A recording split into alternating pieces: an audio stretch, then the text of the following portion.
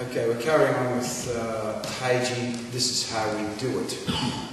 And no need for me to go over why we're doing this. It's the middle road in teaching. So I do a module each time, and you all just follow and look and just take it all in, and then we do it a few more times, and then I go over some important points about those movements and then start correcting it from there. It's important for everyone just to see me doing it and just follow through as best they can, because that was how it was done originally, the whole form was done. So we've broken it up into the modules. Each module is has all the movements in those modules have something to do with each other. So we start here and finish here with each module. The last one we got up to, and I'm also teaching this at a small frame level, and I'm having some great success with this in my other workshops, where I teach this small frame level rather than me going there and getting bored teaching first hand, down hand, all the beginner stuff again. You can do that with your own teachers or from the videos or whatever, but my job is to come here and show you what it's like at a more advanced stage. So that keeps me happy, and it also keeps you happy, because you can see what it's like at an advanced stage. And it's very important to see what Tai Chi looks at an advanced stage, so that it goes into your mind's eye, and that seed grows from within, even though you may not be ready to take it into that level right now. You know, further down the track, you think, okay, that's why that's happening, because you've seen it being done.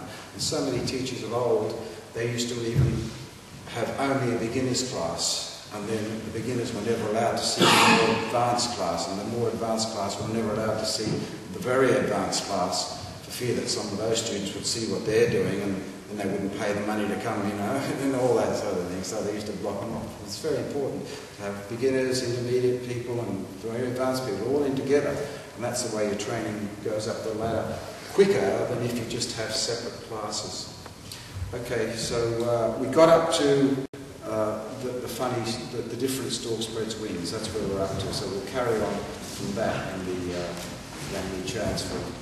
So first of all, I'll just face away and I'll start doing it. We'll just go through it together. We're going up to those moves from the Stork Spreads Wings posture. So we'll just go through it and see how we go.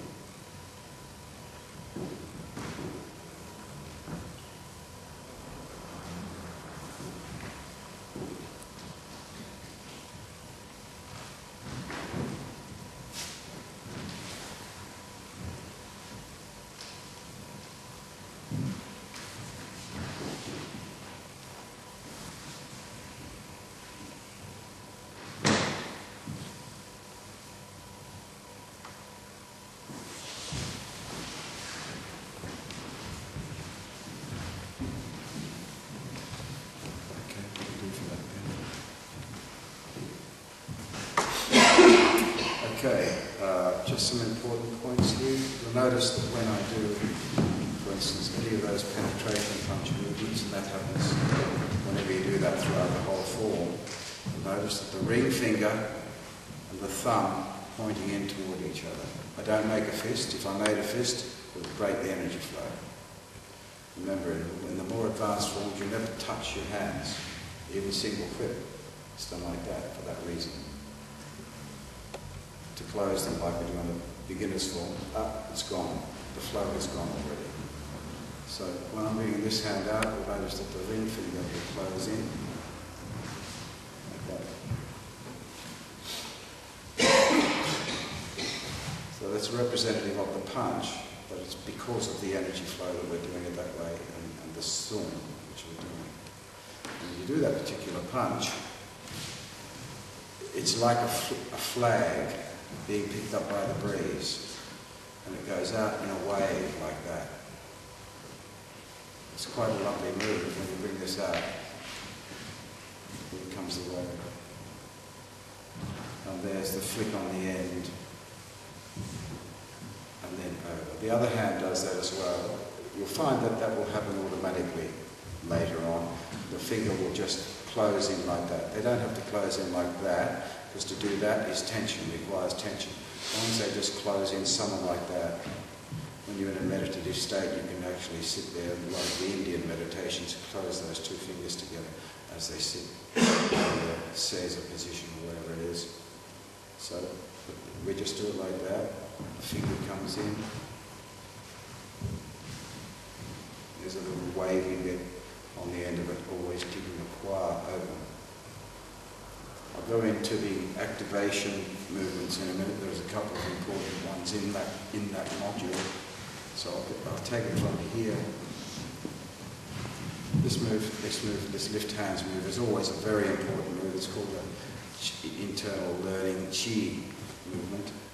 It's one of those movements that when you see the teacher do it a few times, something starts to grow in your own learning. That's all. It just activates your own energy. That's all it does. So from here,